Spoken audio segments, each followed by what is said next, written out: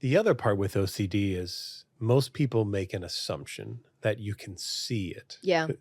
But you've had mental compulsions. Maybe there's people even watching today like, what? I'd love to hear the personal side of OCD in the mental side of it, where no one else might know that you're doing a compulsion. Yeah. No, people think that, like you said, compulsions are just physical a lot of times, like whether that be washing your hands or checking the light switch, which is why I thought, like, I don't have OCD. I was like, I check if the door is locked, but I'm not checking over and over and over again. And I don't do things in numbers. Like people often associate OCD that it has to be where somebody associates things with numbers. It has to be 3 times or 5 times or 10, whatever it may be. And I was like, yeah, I can't have OCD because I don't do any of those things. Like I am concerned about the stove being on, but not to the grand extent that I am going and touching the knob many times. I will say, like, when I'm very high stress, I do notice that when I'm high stress, I do find that my OCD gets worse. And when my OCD gets worse, I do find that I have more physical compulsions for myself personally. But for the most part, mine are just this mental review and this constant checking within myself in my head, or replaying scenarios in my head to try and see what actually happened. And it's exhausting because you would think that, oh, well, if it's all mental, it's almost like when I get into the state of this worry, it's almost like I have this mental paralysis for the day. Like there's nothing else that I can do except worry about that thing.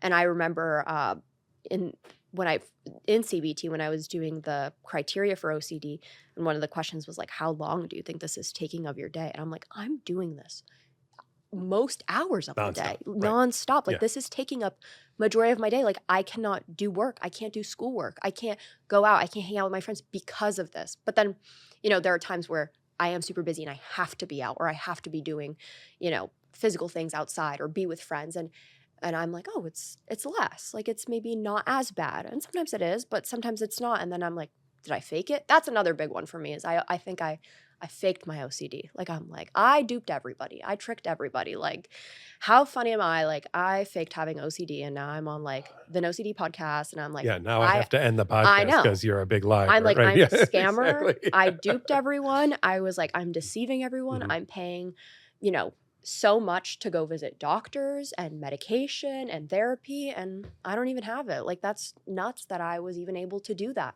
And that's all mental. That's all mental review that I'm doing for hours and hours on end.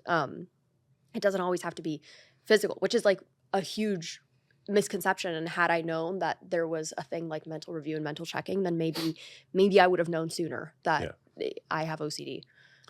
And I'm glad you went into that so much, because you are kind of known for this I'm a scammer idea. So I think that that's so very important that, have you tricked all of us? Yeah, right? That's what I feel like. A lot of times, I feel like there's oftentimes I feel like my whole career is a scam. I scammed everybody to do my career. Sometimes I genuinely have nightmares that, and then in present day, like, that I don't have a college degree. I like have to check if I have a college. I feel like I really don't. And so I feel like I am a big lie to everyone around me, but I have just had to get comfortable with the fact of like, maybe I am a big scammer. I'm really good at it. And like, maybe I'm lying to everyone around me. Yeah. With existential OCD, it's like, can you guarantee that this is not a simulation? Yeah. No, it might be. I don't, I think someone worked out the probability. It's around 12% or something like that. Wow. Chance that this is all a simulation. I saw that once, but I thought it was fascinating. It was like,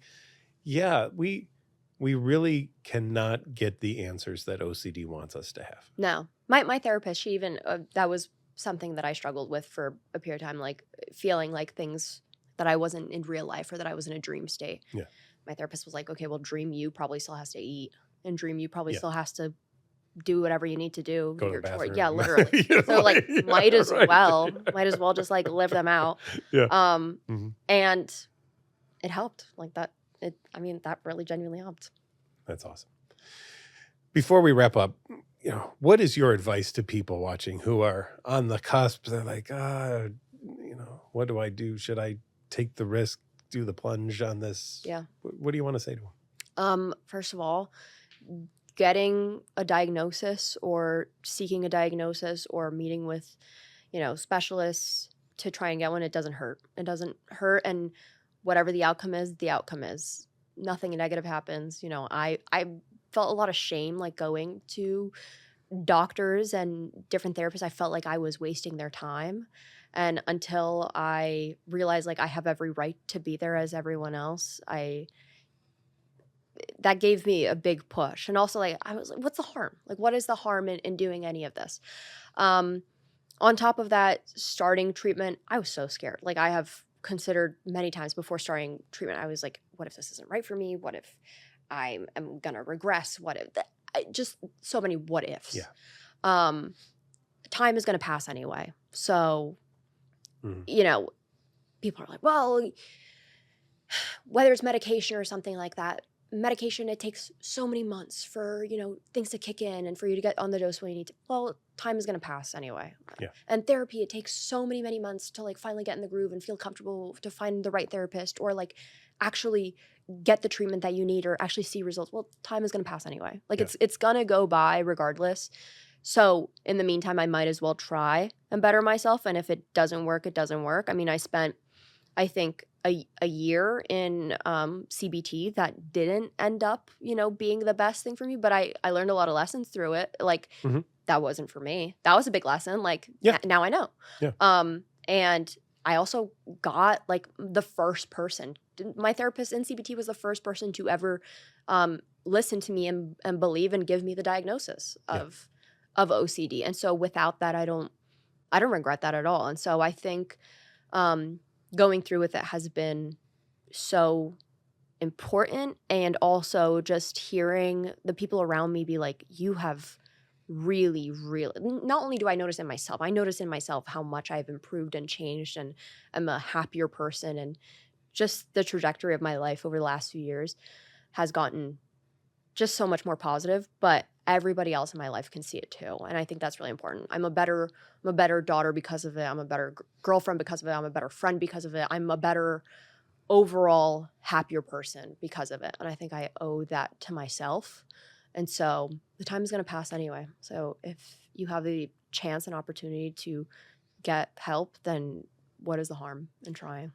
And then you can live the life you want Yeah. and not the life OCD wants you to live. Absolutely. Absolutely.